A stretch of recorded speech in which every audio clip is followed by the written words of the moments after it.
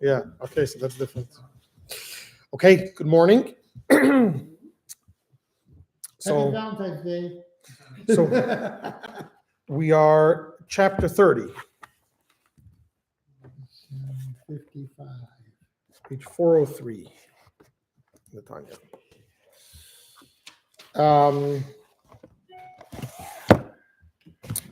So there's a very, I think, important metaphor that I often repeat. I probably repeated it more than once in this class. And just today, I saw, it's not where I heard the metaphor from, but maybe the person who I heard it from here. I don't know. There was a professor, Velvel Green. He was from Minnesota. He was not religious. He was a NASA scientist that his position was to explore for life in other galaxies, other planets, Anyhow, so if you Google him, you'll find many videos of him. He had a lot of interactions with the Rebbe. There's a whole book of letters. A lot of the letters in Mind Over Matter, I think, are to him. Green? Velvel Green. Oh, didn't he do string theory and stuff like that? That I don't know. Was that the guy we saw? That's your department, not mine. So he was once debating a Reform rabbi about Judaism. And at a certain point, the rabbi pointed out the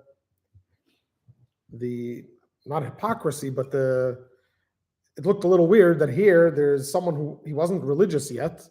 I don't even know if he walked around all day with a kippah. He definitely didn't do all the mitzvahs, and here he is debating Judaism with rabbi.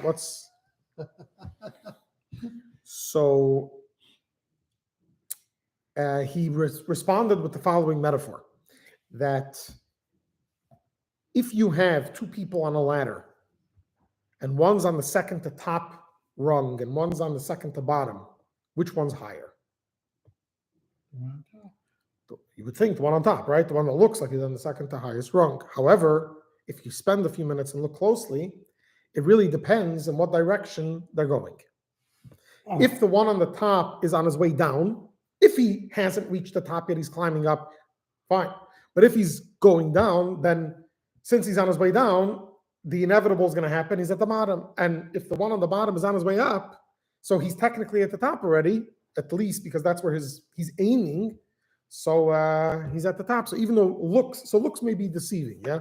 Even though it looks like he's not there yet, but he's constantly striving to grow in his Judaism and adopt more and more mitzvahs and not look for ways to get out of performing certain mitzvahs. That was his response.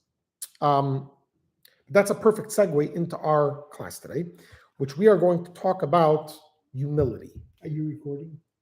Yes. Oh. We are going. Thank you for the reminder, because it's possible. Microphone, so it's possible for me to forget. One of the things we do a lot in life, and many times it leads to a lot of mental health struggles, is we judge ourselves, but more importantly, or more for our sake, we judge ourselves compared to other people. And in turn, we also judge other people. We end up judging other people as well, because obviously if we're judging ourselves compared to other people, it means we're first judging them to figure out where they are, and then we're judging ourselves compared to them. So the question is, if I have to be humble before whom? Do I have to be humble before someone who's higher than me on the ladder? What about someone who's lower than me on the ladder? Do I have to be humble before them as well?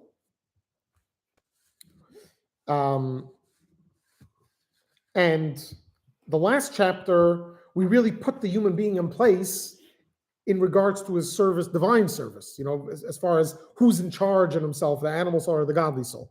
Here we're talking about to put the person has to put himself in his place in comparison to other people. So when we talk about humility, in comparison to ego. Ego. He remembered. So let's first talk for a second how people compare themselves to other people. There are many types. There are many common things we compare ourselves to other people. What are some examples that we, on average, compare ourselves to other people, or that in general people stack people up in a sort of a hierarchy in life? What types of things? Their economic level. Economic level, very good. That's one. Yeah. Skills, Social level. the social level. So in the environment, their social status. Yeah, very good. IQ.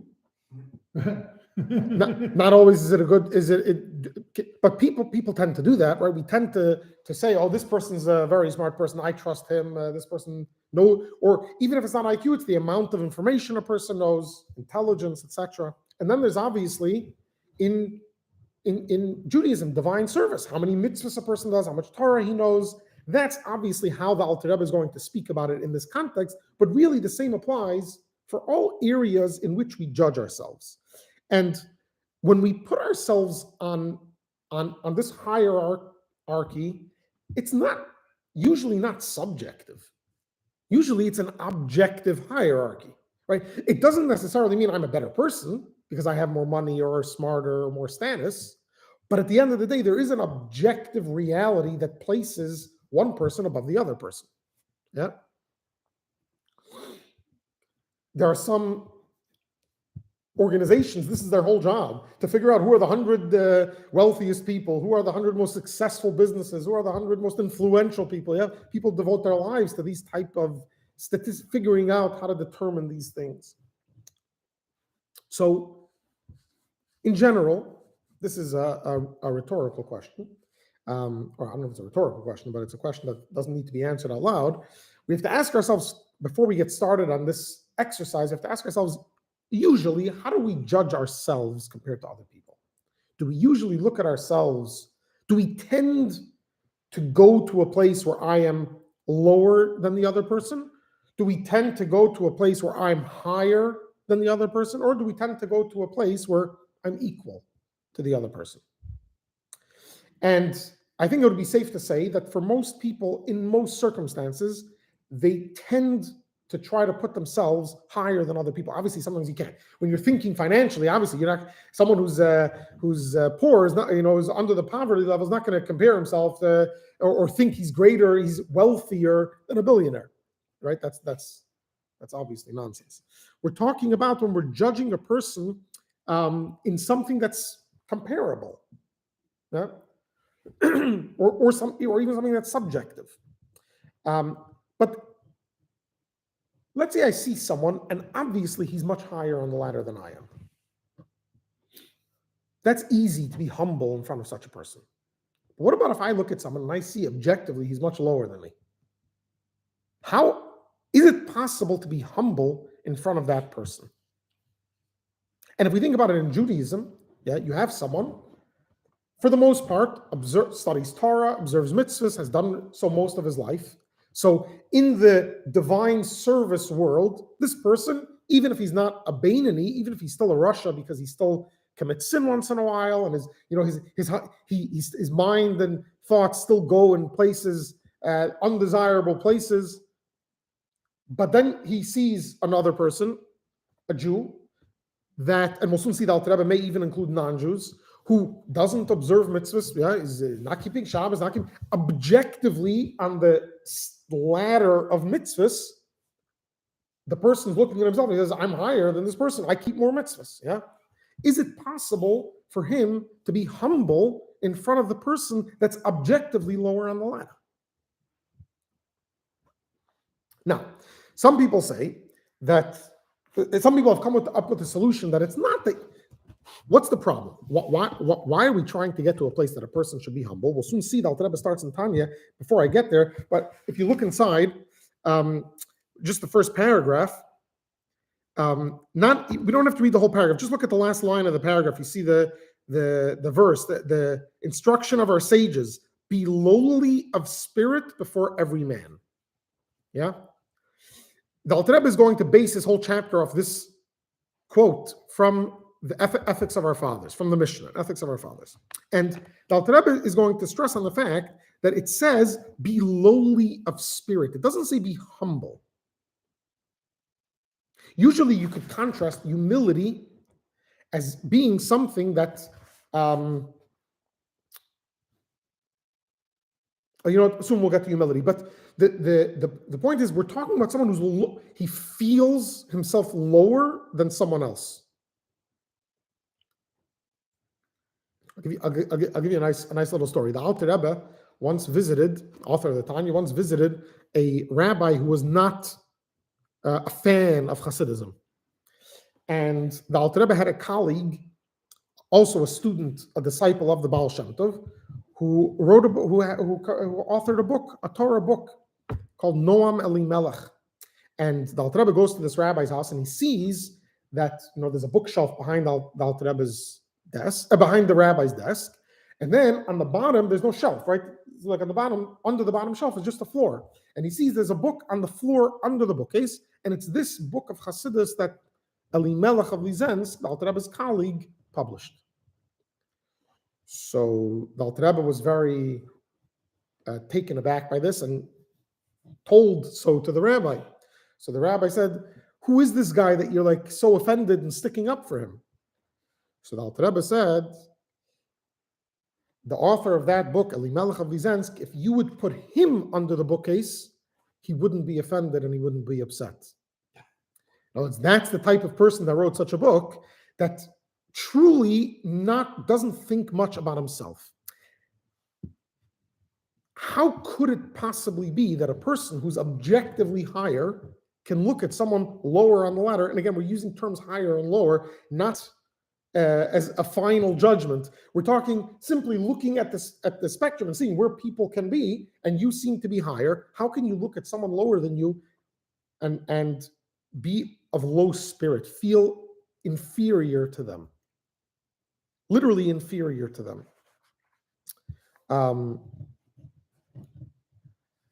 So, for generations, how did people fulfill this edict of the Mishnah? Be lowly in front of other people.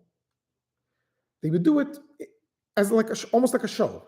Even though I see that the other person is lower than me, I'm not going to demand that he call me a rabbi or honor me or respect me. I'm going to respect him. I'm going to treat myself in front of him as lower than them. However, this doesn't fly in Hasidus.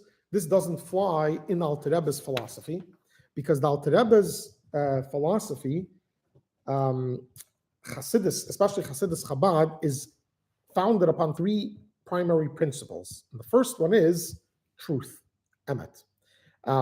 There is a word in Tanya, a verse in Tanya, that the Alter Rebbe puts in and adds the word emet, truth. And later, the Alter Rebbe told his brother, I think, that if he would have omitted the word truthfully, he would have gained 50,000 additional followers. But because he demanded truth from the inner sense, people didn't feel they can live up to that, and he lost 50,000 followers because of it. Although the Alter Rebbe's goal was that everyone should study Chassidus. The Alter Rebbe was very clear, Chassidus shouldn't be like for a certain party or for a certain group, even though maybe not everyone will practice or behave themselves in a court, but to study and to understand the ideas. So just to show myself as if I'm lower than you, but then really inside to think, if you only knew what was inside. That the previous Rebbe, has, in his diaries, writes about, during the Baal Shem Tov's times, during the revolution of Hasidus, he writes about a certain city that on Simchas Torah, they do hakafos, right? You circle the bima with the Torah. And so every hakafa, they would honor different people to circle the bima with the Torahs. The third hakafa, they gave the honor to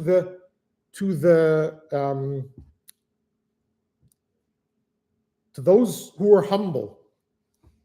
And the previous Rebbe describes the rush of people to get this aliyah. You understand the paradox there? Yeah, they're not humble if they're trying to. If they're pushing, right? Exactly. Hakafa means literally a circle, to surround. Yeah. um,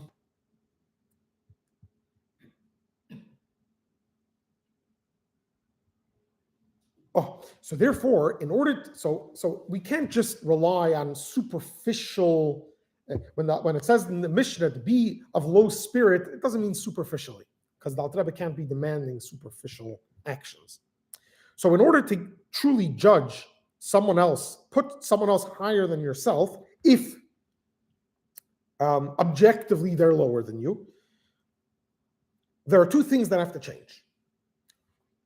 One is the way you judge them.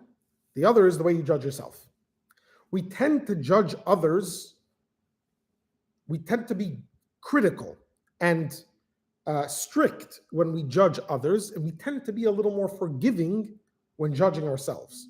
I don't know if that's always true. No, not always. Yeah, because I find myself being much more critical of me than of another person. When you say much more critical, I think if we nitpick that, you'll see that although you might feel more critical of yourself because you're actually being affected by that criticism, you'll see that when it comes to certain things, you might see the other way around. For example, and this is something that I could speak for myself. And in your case, it might not be true today, or it might never have been true. But I know that when my wife is running late or my kids are running late, it annoys me. Sometimes, not always. And when I'm running late, it doesn't annoy me. It's okay. Right? Well, that part, yes, I agree with you. So now, but you're right that when it comes to judging certain character things, we may be difficult on ourselves. But if you think about it, we will judge other people when using foul language or when using critical thinking or when judging us. We'll judge them for judging us, and yet we won't judge ourselves for judging them in return, right? We won't judge ourselves for the way we're judging them. So in general, I think it's safe to say that we tend to be harder on ourselves maybe, but we tend to be more critical than other people. We tend to look at other people and more guilty. More guilty might be a better word. We might look at others more guilty than we look at ourselves. So let's look at the Alter Rebbe. The Alter Rebbe is going to dissect this quote from the Ethics of Our Fathers, and he's going to stress each part of it. Didn't you say there were three things? Truth was the first? Truth, then there is, so the other two are also relevant. The other thing is Pnimius. Pnimius means internal, but it really means it's connected to truth in a certain way. In other words, truth is truth, not false. Internal is that not only externally am I doing something, but internally as well I'm doing it. So for example, when I'm davening, I'm not just saying the words, but which is truth, technically. Yeah, I'm doing the truth. But it's also penetrated my internal, that my heart and mind are focused on it as well.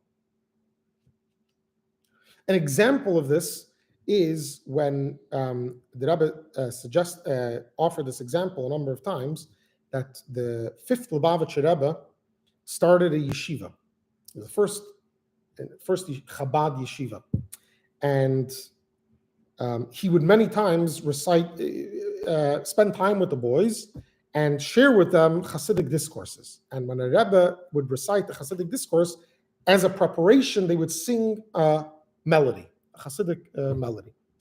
And the one time they were singing the melody in anticipation of the discourse, and the Rebbe noticed that they're sort of trying to get to the end of the melody because they were looking forward to the actual discourse. The melody is only right in anticipation of the discourse.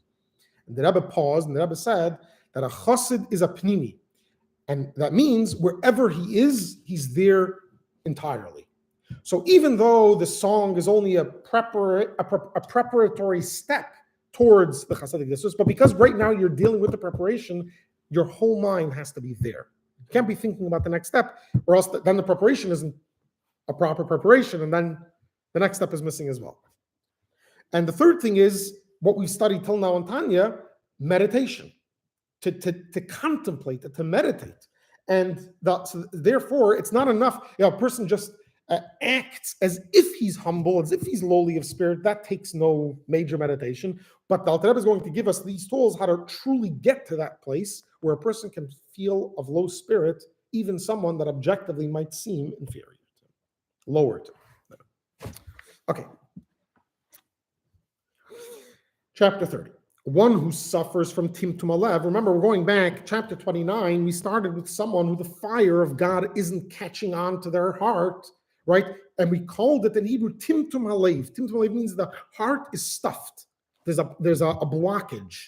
Almost like the fire that doesn't catch on to the wood that you have to chop it up. So if there's a blockage, what do you have to do if there's a blockage in the blood vessels?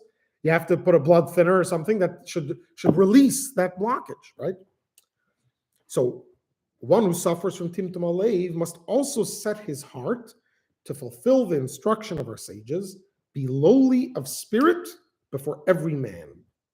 And again, this is not humility, as we'll soon see. Humility is where I know I'm higher than you on the ladder, but I attribute that to God. God gave me extra powers, but if God would have given them to you, you would have been higher on the ladder. It's not because of something greater in me that caused me. That's humility. So even Moses can be the most humble person in the world. Moses was the greatest person. How could he have been the most humble person? Because he truly believed that everything he had was God-given. And if someone else would have had his powers, they would have done a 10 times better job. That's humility. But here we're asking for someone to be not humble, but lowly of spirit, almost like to degrade himself and put himself lower.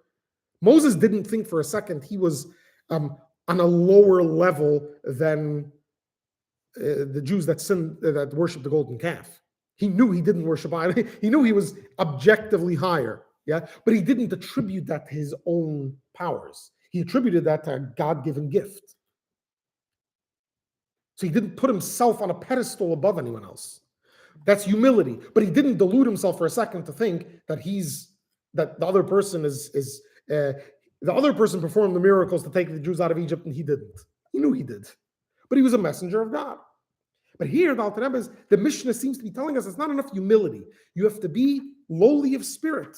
And the Alter Rebbe is going to stress each word here. He says, the wording implies, on page 404, the wording implies be thus, and do not merely act thus. It says to be. It doesn't say act. In other words, it has to be in all sincerity. The Alter Rebbe adds here the word, if you look in the Hebrew, be'emet. You see in the middle of the first line? Be'emet la'amito. Emet, the first line, not the first paragraph. Oh, Veheve, the word to be thus, means be'emet la'amito in its most truthful sense. Yeah? In other words, I'm saying when the Mishnah says something, it means that absolutely. We had the same concept in chapter 2, where the Alter Rebbe said that a person's second soul is a godly soul, is a part of God. And also there he's quoting a verse, quoting a passage of our sages, and he says, be'emet, it has to be, it actually means that.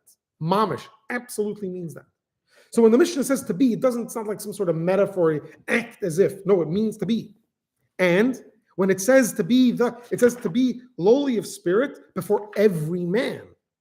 Before every man, in the presence of every man, even in the presence of the most worthless of worthless men. Kal shabekalim.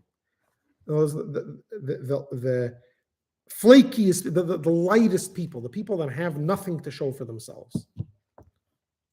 So you can imagine, this is an edict of the Mishnah telling the greatest rabbi, the greatest Moses, to feel lower than the lowest of the low. How is this possible? Oh, so here, the Alter Rebbe is going to tell us, there was once a priest that prided himself with being the master of humility. So much so that he refused to accept the honor that was bestowed upon clergymen.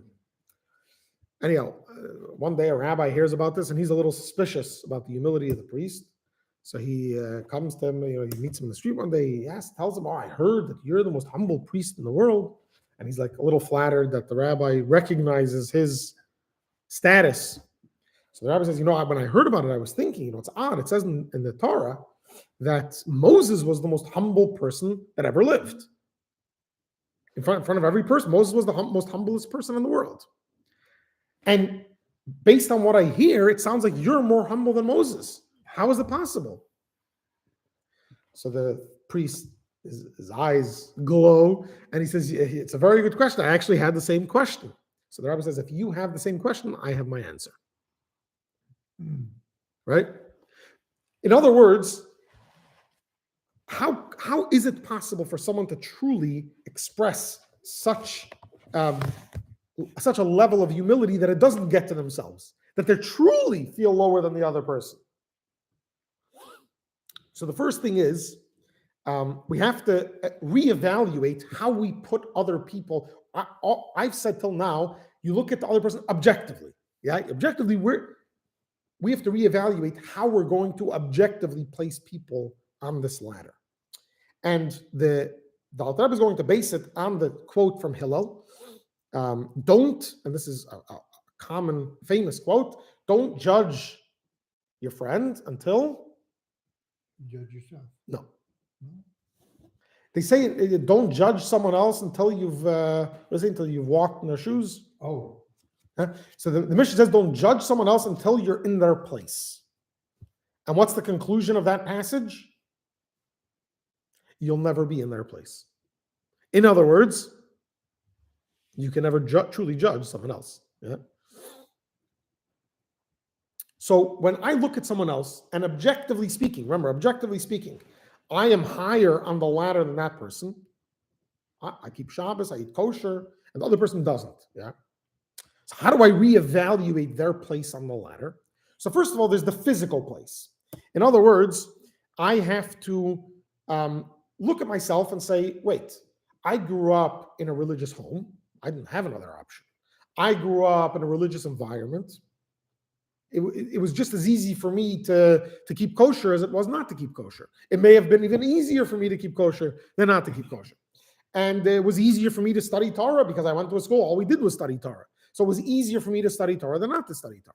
So, and then I look at the place of the other person, where the other person grew up, where they came, what their status is. And I look and I see that based on the situation they've been placed in, now I have to reevaluate where we are on the ladder in comparison to each other. Yeah.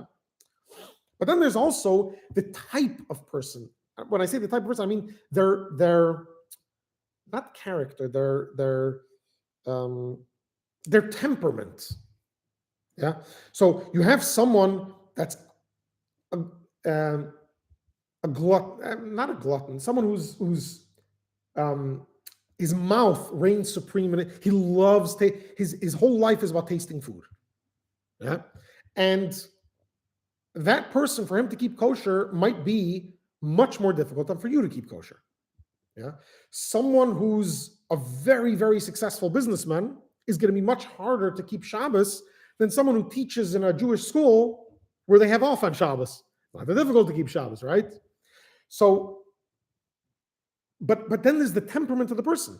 Sometimes it's much easier for someone who's an intellectual not to be enticed by the sexual mitzvahs.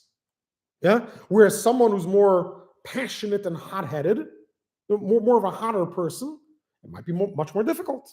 So can you really evaluate where the other person is supposed to be on the ladder based on their temperament and based on their situation, how they grew up, what the world they were brought into, and how they lived their lives?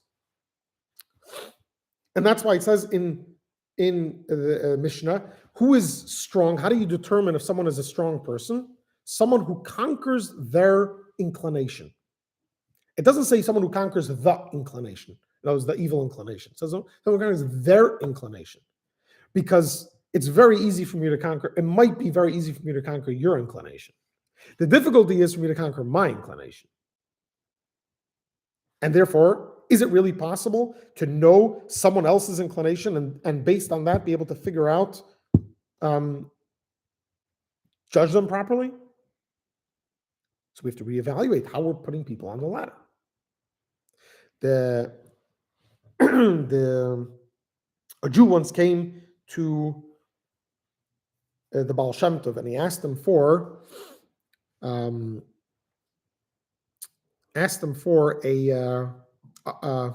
way to rectify a sin that he committed. He was traveling, and it was Friday evening, and he didn't get to the city in time for Shabbos, and so he brought his horse and buggy.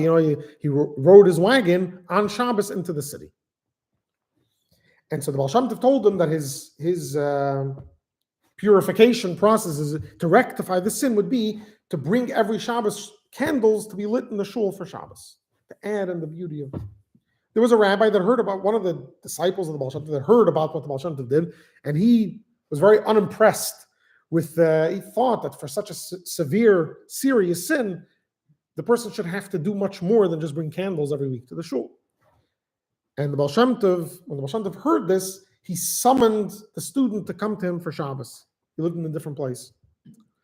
And this student left early, maybe even Thursday, to get to the Baal Shem Tov. And in the end, on his trip, he got lost in the forest. And finally, when he saw the sun setting, he was able to see the Baal Shem Tov city from a distance. Obviously, you can imagine the shame that he experienced when he walked into the Baal Shem Tov. And Baal Shem Tov told him that was the rebuke for him for how quickly and easily he judged someone else. Yeah?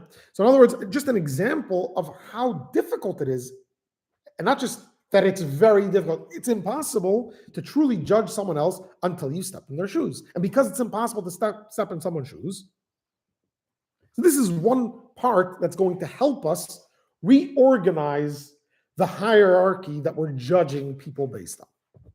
Another point is something else that I find very challenging in my own life, although I tend to try to focus on it, so maybe I got a little better at it, but that's debatable. It's very difficult, and yet it's imperative that we adopt this mindset. Most people will tout they'll try to get to the place where they're non-judgmental. They don't judge anyone. However, the Mishnah, also in Ethics of Our Fathers, tells us that you have to judge everyone. However, what does it say? You know what it says? It says, judge every person for the benefit of the doubt. Not just benefit of the doubt, lischus, justify them. Justify every person and their actions. And that's an extreme judgment to the other extreme, right? Here, any person you see doing any act that might be reprehensible, they may need to be punished, they may need to be objectively put in prison, they may need to be executed according to the Torah. You still have to find it in yourself to judge them favorably. In other words, when I see someone who, God forbid, killed someone, yeah, even though they may need to be executed in Torah law or put into jail for life, or depending on the crime or the country or the state, they may need to be executed. Even though you have to do that, you still have to find it within yourself to figure out to not justify how they did it, but not to justify what they did, but to justify in your mind why they did it. Not to remove guilt from them, not to remove punishment from them, but to change the way you look at them. So we could bring out all the psychiatrists in the world to tell us how this person was raised in a childhood that automatically predicted such an outcome.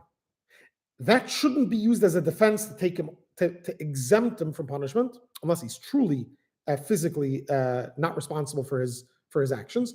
But at the same time, it should change the view you have, the pity, the mercy with which you look at him. And therefore, where you're going to place him on the ladder. You may not place him all the way at the bottom anymore if you believe it's truly not. It's a result of where he came from or his education. He was born to a mother who was on drugs, and so his brain was literally, affected by that. Could you blame such a kid? Now, that person may not be able to be around society, but ultimately, yeah, so you're looking for ways to judge the person favorably. So here we have two sides, two ideas here that we can't judge anyone else until we enter their place. So this gives us no right to judge anyone for guilt. And yet, but at the same token, we have the reverse. We have to judge everyone for the benefit of the doubt. To enter their place and take their side. Oh, exactly.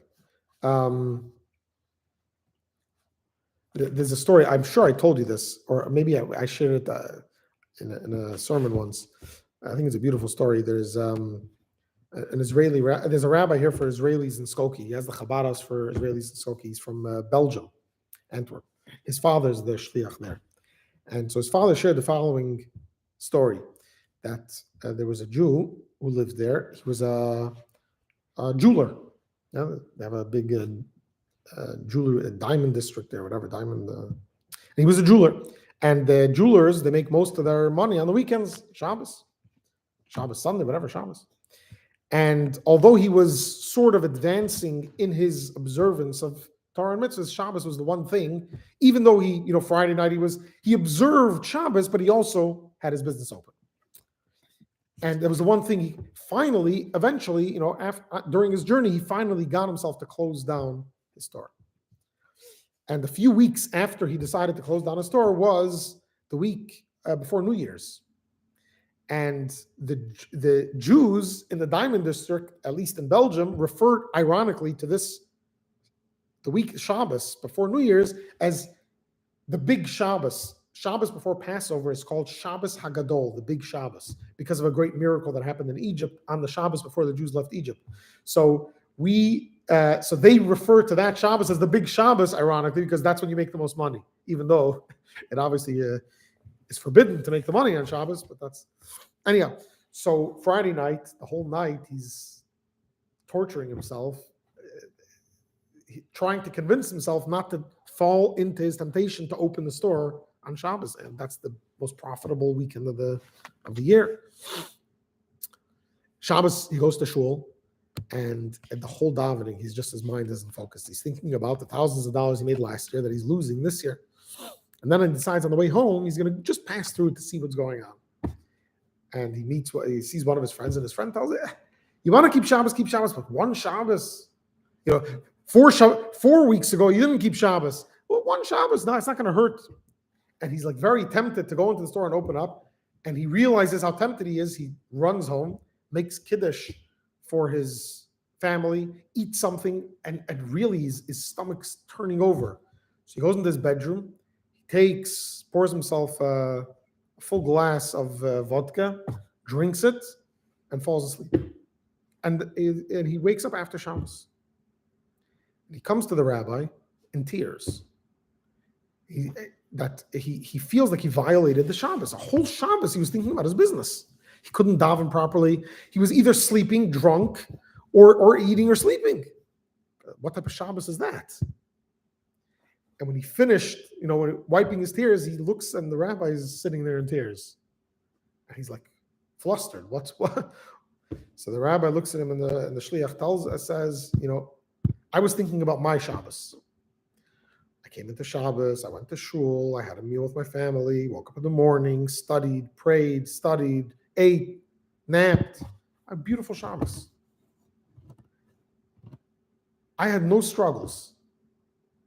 Zero struggle. All I was thinking about was my experience in Shabbos. I wasn't thinking about the mitzvah of Shabbos per se, the prohibition of working, the divine aspect of it. You spent your whole Shabbos fighting your evil inclination to keep Shabbos. You literally observed Shabbos every, not just waking moment. You're drunk. Why were you drunk? You were drunk in order to observe Shabbos. That's why you drank, in order not to violate. So your drinking was honoring every minute of your Shabbos. You're not sleeping at night was for Shabbos. There's no great. But it depends how you look at it, right? It depends how you're looking at the other person. So if you look objectively, you see a guy, he's sitting in shul, he's barely reading the words, he's drunk, he's sleeping, he's walking through the Diamond District, and then you see the rabbi who's sitting and literally looks like a holy person for 24 hours. Objectively, you're going to put them on the ladder, you're going to put them on the wall, you're going to stick the rabbi up there, you're going to stick the other person down here. But then you look a little further and you see the roles may be reversed. The rabbi, this Shabbos may be compared to other Shabbosim he had, he could be all the way down there, totally self-absorbed, not and here this other person, all he did was think about God a whole Shabbos, fight himself, his evil inclination a whole Shabbos, his animal soul a whole Shabbos, he's all the way up there. Okay, let's look inside a little. So the question is, how can a person be truly lowly of spirit before every man? So the Alter Rebbe continues at the bottom of 404. This can be accomplished by following the instruction of our sages. Judge not your fellow man until you have stood, in other words, placed yourself in his place. For it is literally his place, in other words, his physical environment, that causes him to sin. Yeah? Since his livelihood requires him to go about the marketplace all day, he's not like you who could sit and study all day, he's got to be in the streets all day. And whenever he is not thus engaged, he is of those who sit at the street corners. In other words, if he's not busy doing business, he's sitting, and he has to sit in the street to take care of his shop, so he's looking at everything else that's going on in the street. Thus, his eyes see all sorts of temptation, and what the eye sees, the heart desires. And you may not have this temptation. You may not have these circumstances. But then there's another aspect. The first aspect is the physical location or the circumstances, the place you were born, the people you were born to, the environment you were born to, etc. But then there's additionally, it may be his spiritual place. In other words, the nature of his evil impulse that leads him to sin. Because his evil nature burns like a baker's fiery oven, which is heated with greater frequency and intensity than a domestic oven. As it is written in Hosea, it burns like a flaming fire. It is different, however, than myself or someone else with he who goes about but little in the marketplace. So that's the first part. He's different than the other person because he doesn't spend much time in the marketplace, and most of his day is at home rather than at the street corners, and he therefore encounters less temptation. And even if he does go about the marketplace all day, so that his physical place is the same as that of the Kal Shebekal, means the lowest of the low, it may be that his spiritual place is different in that he is not so passionate by nature and is therefore not as greatly tempted by the sights of the marketplace. Here, the Alter Rebbe is speaking specifically about temptations of sight, but the same is true with any other mitzvah or sin. For the evil impulse is not the same in everyone. One person's nature may be more passionate and the other's less so, as explained elsewhere. Right? So these are two very easy to understand and apply methods, how you can get yourself to stop judging other people. Yeah? So the next time you're annoyed at someone for being late and you want to say, they can't get their act together, they're late. Let's try to place ourselves in their shoes. Obviously, you can't. Try to imagine a little bit a different type of scenario that may justify their behavior or may explain to you why if you were in their situation, you would act just the same. And maybe the levels of judgment will go down. Yeah. So maybe I hope I'm getting this right. The context of which you do could change what you actually do. In other words, like you said, the rabbi is sitting there on a regular basis every Shabbat, and for him, Shabbat comes easy because that's what he does. For this other gentleman, he had to work hard. He had to do everything he could, fight every evil to keep Shabbat. 100%. But he kept Shabbat, but therefore he's really higher up because he had to really work for it. Exactly. And but even someone, let's say, that didn't keep Shabbat. Let's say you have the rabbi that kept Shabbat, another person didn't keep Shabbat. Yeah. But you also have to take into account so for example, you know that if you had a house in the backyard, you probably wouldn't drive on Shabbos, right? Okay. So obviously that's a big piece. And you didn't know this before you bought your house. Yeah? So to say that in 1 week you buy a second house or you're going to sell your house and buy another house, that might not happen automatically. Now we're gonna get to, hopefully, this is not this is not to justify and say the other person doesn't have to do these mitzvahs. This is to sort of put yourself on. So this other person who lives far away from shul and therefore wants to drive to shul on Shabbos, but the rest of Shabbos they don't drive anywhere. They observe Shabbos. Yeah. So again, this person may be higher on the ladder. Now, this is, if you notice, we're sort of separating effort from results. And this is going to be where we're trying to end up, where we're trying to get to. Results are important. And we're going to talk about that. It's kind of like the kid who just has natural sports ability. He's like a great runner or a great baseball player or football player. But this other guy, he stumbles over his own feet. But when he is able to finally reach a certain level in his performance, if he compares himself with that kid, he can never be as good. But he's putting in More 10 effort. times more. Exactly. And so you can obviously use this in both directions. By the way, I know we've also probably shared this. The fourth Lubavitcher Rebbe, it's told that when he would receive people for private audience, many times between meetings, he would change his clothing, or at least his shirt. Right? I think we discussed this, because in order to respond to someone, first you have to listen to them, and you have to put yourself in their shoes. So although he didn't physically take off his clothing, but emotionally, spiritually, he had to remove himself, put himself in the other person's shoes, and that's very, very, it demands a lot of work, a lot of effort. It physically made him sweat a lot. So we can understand how difficult it is, and because it's so difficult, therefore we tend to lean towards guilt. And Alter Rebbe wants to teach us that we should sort of face the other way, that if I can't properly judge you, I have to lean towards innocence, not towards guilt.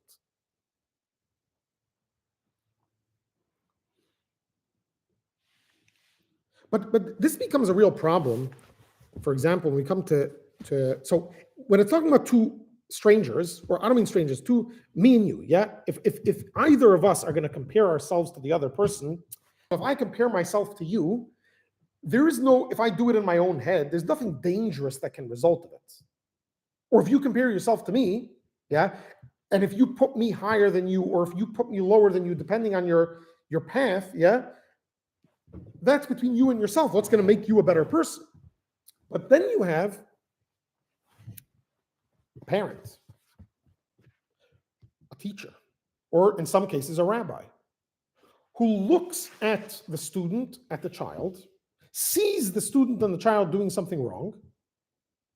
And now the question is, if I judge them favorably, that means I'm sort of leaning not to punish them, not to rebuke them, which is almost giving them the impression that they weren't in control, or they had a justifiable reason, or this isn't something they have to work on.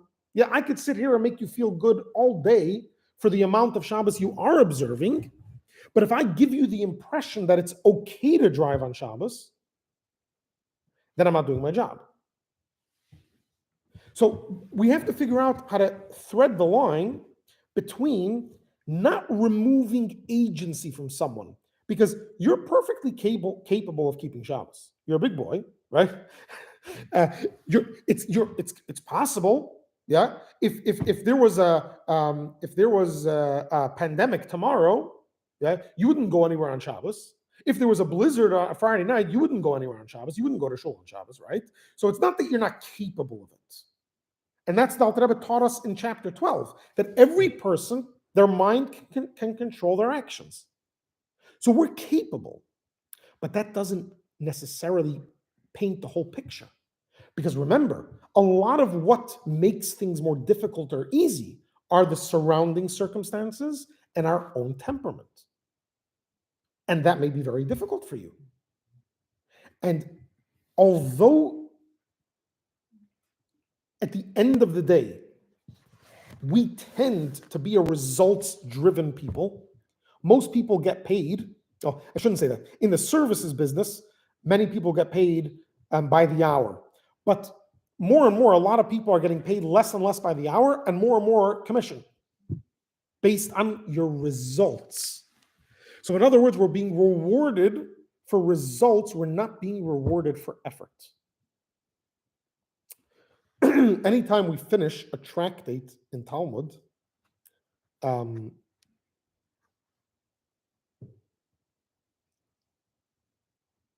know what, before we get there, let's first see this inside a little bit. 406. In truth, even he who is extremely passionate by nature and whose livelihood, at the top of 406, yeah. In truth, even he who is extremely passionate by nature and whose livelihood obliges him to sit all day at the street corners. In other words, this is the person that commits sin, but we sort of let him off the hook before in our judgment of him because he's in the streets all day and he has a hot temperament. So sort of like letting him off the hook. That person has no excuse whatsoever for his sins. And he is termed a Rasha Gomer, in other words, a complete Rasha. He's an actual Rasha for not having the dread of God before his eyes, right? Just like any person who commits a sin, as we discussed earlier in Tanya, right? A Bain is someone who never commits a sin. Most people do. Any person that commits a sin is considered a Rasha, even if he has every excuse in the book. For he should have controlled himself and restrained the feeling of desire in his heart because of the fear of God who sees all his actions. This fear of God would have enabled him to overcome his desires despite the difficulties imposed by his surroundings and his nature. For as explained above, the mind has supremacy over the heart by nature of one's birth.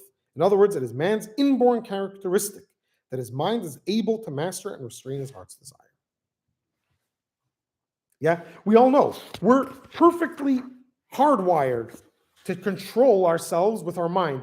We're not naturally, we're driven in the other direction, right? Our heart, our impulse is, I'm not in the mood, I'm not going to do it. But every day we do things that we're not in the mood of because we understand we have to do it. We go to work, we eat, we sleep, even if we're not in the mood. We exercise, even if we're not in the mood. So by nature, every person is given this talent, so to speak, of controlling their actions. So any justification we're giving here of putting someone higher than you on the ladder is a justification in your eyes. But it's not a get out of the jail free card. It's not a justification for the person to actually act that way. So I'll give you an example. Sorry. So there was a famous Israeli poet, or I don't know if he was a poet or a journalist, but he was a writer. He would write a lot. He came to the Rebbe once, and for a holiday. After the holiday, the Rebbe would make havdalah on a cup of wine, and then pour from his cup and give everyone a little bit of wine from his cup.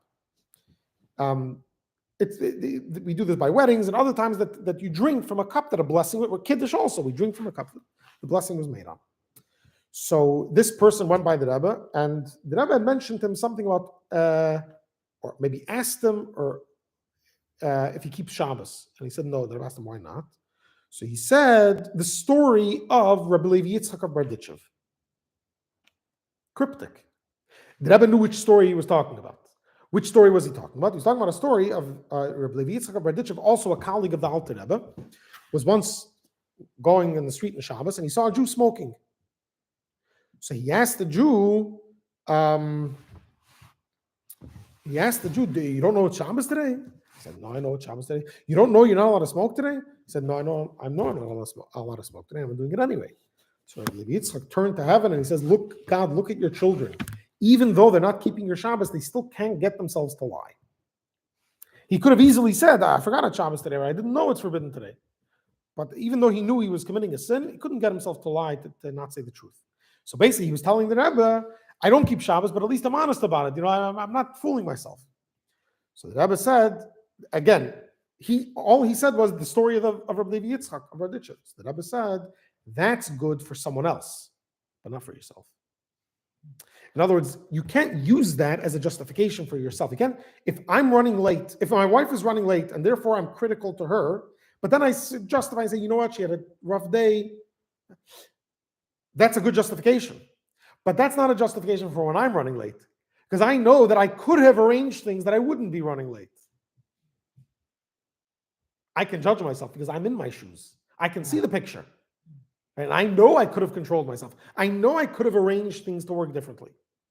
So this sort of justification we're giving for someone else to put them higher on the, don't tell the other person you're putting them higher. Because if you do, that sort of in their eyes justifies it. Same thing with the child. When the child hits another child, and therefore you have to rebuke them, you have to teach them, you have to punish them in a certain way. So in your mind, you have to generate compassion. So that when you yell at them, it's not real, you're not angry. If you're angry at a child and you yell at them, you know what you do? That's called abuse. Yelling at a child out of anger is abuse. Maimonides says a parent has to get angry, or a teacher has to get angry at his students, but only in show. Has to appear to be angry, not inside. So when you're angry, you can't yell at the kid. You have to wait till you calm down, till you figured out how to justify that, and then you yell at them. Now it's an artificial yelling. You want to show them the severity of what they did, but at the same time, it comes across with passion, with compassion, because you've brought yourself to a place. So you're not justifying what they did. You're trying to show them how terrible it is what they did, but at the same time, you're not throwing them under the bus. You're not putting them under the table because of it. Okay, so let's. And before we finish up over here, we'll read another 2 or 3 paragraphs. I think what's clear here is the clear distinction Alter Rebbe is making between effort and results. There is anytime you finish a tractate in Talmud, there's a prayer sort of at the end of the tractate that we say that just like God has given me the strength and to complete this tractate, I should go on and complete other tractates, and God should give me the strength to go on and continue. One of the things we do there is we compare those who study Torah to those who don't.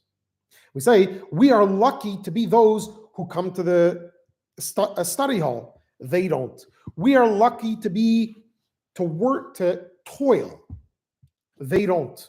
We toil and receive reward. They toil and don't receive reward. In other words, those who don't study, they toil too in life. They have to work, they have to do other things, but they don't receive reward. Now, the question is, what does that mean? Other people toil and receive reward. And even if it's not a spiritual reward in the world to come, they receive reward down here. You work hard, you make a living, that's reward. So what does it mean that we're saying someone who doesn't learn Torah doesn't receive reward for their effort? And so, based on what Alter Rebbe says, we can possibly suggest that when we say we toil and they toil, we toil and receive reward, they toil and don't receive reward. What the Talmud's saying is, we toil and we receive reward for our toil, for our effort. If you own a business, you could work hard, you could work 24/6, 24/7, if you're not Jewish. Yeah? Literally 24/7 and not be rewarded. When is someone who works outside of Torah rewarded? If they have results. Yeah? So you can have a retail store, and in January you spend the same amount of times in the store and you lose money. But then comes April, May, June, you spend the same amount of time in the store. You may even spend half the time in the store because you're going on vacation, and you make 10 times the amount of money. Right? But you're not being rewarded for your toil. You're being rewarded for the results. Sure, you need toil to see results, but we're not rewarding the effort to toil. Whereas when it comes to God judging a Jew, he's rewarding based on the effort to toil. Now, obviously, there is someone who commits a sin, there's punishment for that. Someone who performs a mitzvah, there's a reward for that. But the reward that the person receives in the world to come is very much based on the effort I put in. So the person who kept Shabbos drunk, sleeping, thinking about his business all week, fighting himself, the effort for that is crazy. The reward for that is unimaginable. Whereas the rabbi who just came second nature to him didn't put in a second thought to the Shabbos, the reward for that effort, there was not much effort. He may be rewarded for the results, the fact that he kept Shabbos, the other person also kept Shabbos, yeah? But the fact, and the same thing as someone even doesn't keep the whole Shabbos, but observed part of Shabbos, the effort that took, that effort is rewarded much more than the rabbi can ever be rewarded for that. The rabbi may have effort in other things. Every person, right? Every person's different. Can't judge someone else till you're into their shoes. Well, let's just read the last two paragraphs, and then we'll, here at the end of the bottom of 406, truly it is a great fierce struggle to break one's evil nature, which burns like a fiery flame for the fear of God. Indeed, it is like a veritable test. Therefore, every man ought to weigh and examine his own position according to the standards of his place and rank in divine service. As to whether he serves God in a situation requiring a comparable struggle in a manner commensurate with the dimension of such a fierce battle and test as the lowest of the low faces. Yeah. So in other words, the next time you look at someone and you want to decide who's higher, remember that there's the surface and then there's beneath the surface. And beneath the surface is a whole different world. Just to conclude, before I get to you, Jay, just want to conclude and stop the recording. But the fifth Lubavitcher Rebbe, his name was Shalom Ber. The Rebbes were known by their acronym. So he was known as the Rashab, Reb Shalom Ber. That's the acronym. He had an older brother, the Razah. The Razah is Reb Zalman Aaron. Anyhow, so they were little kids, 4, 5, 6 years old. And the Razah, although being older, was shorter. So he was older but shorter than his brother. So they were playing in the yard once, and the Razah was annoyed by the fact that his younger brother was taller than him. So he pushed them into a little hole. And now he's standing in the hole. He's standing outside the hole on the ground. So now he's taller. He says, now I'm taller than you. Yeah. Their father, the fourth Lubavitcher Rebbe, was looking through the window and saw what his kids were playing. So he called over his son, the Razah, and he told him that if you want to be higher than someone else, you don't need to push them into a pit. All you have to do is take a chair or a ladder and stand a little higher. In other words, we're trying to remove the comparison here, that we're comparing ourselves to others. So as long as you're going to compare yourselves to others, as long as you're going to compare yourself to others, remember you're probably lower down on the ladder than they are. Objectively, because of what's beneath the surface. Best is don't compare yourself to others. Look, what does God want from me? Am I doing it 100%? And if not, get to work. But if you can't ignite that fiery flame, passionate relationship with God, that means I'm comparing myself to others. I'm saying I have a relationship with God because I'm better than that guy. That's in the way now. Now I have to get rid of that. So I have to either stop comparing myself to others, and if I am comparing myself to others, start realizing my comparison has been flawed till now, reevaluate my own place, which we'll talk about later, but first and foremost, reevaluate how I'm judging the other person and recognize I'm probably not judging them properly.